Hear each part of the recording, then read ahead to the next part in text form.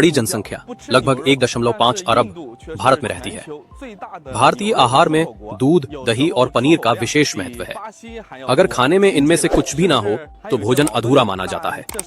भारत के कई राज्यों में जैसे हुनान, जियांगशी या सिचुआन, चीन के उदाहरण की तरह, लोग मिर्च मसाले से भरपूर खाना पसंद करते हैं।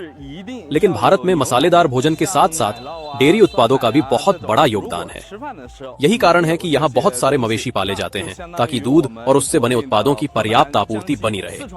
भारत की लगभग 70 से 80% जनसंख्या हिंदू है और हिंदू धर्म में गाय को पवित्र माना जाता है। इसलिए अधिकांश लोग गोमांस नहीं खाते और गायों का वध नहीं किया जा सकता।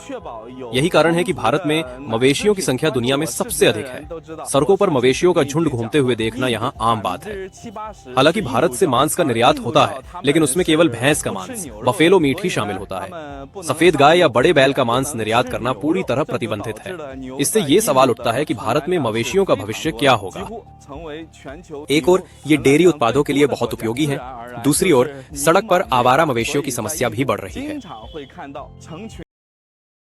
जिन्हें सच्चाई नहीं मालूम उन्हें बता दूं कि हमारे देश में हजारों गौशालाएं हैं, जहां हजारों की संख्या में गायें सुरक्षित रूप से पलती हैं।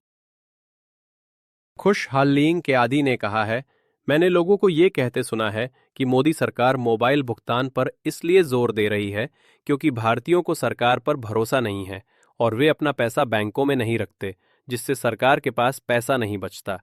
अगर भविष्य में मोबाइल भुगतान को जोरदार तरीके से बढ़ावा दिया गया और नकदी का चलन बंद कर दिया गया तो भारतीय अपना पैसा बैंकों में नहीं रखेंगे। क्या ये सच है? मे ने रिप्लाई दिया, भारत में अगर 100% लेन देन यूपीआई से हुआ तो 50% भ्रष्टाचार समाप्त हो जाएगा। इसलिए सरकार यूपीआई से लेन देन करवाना चाहता है।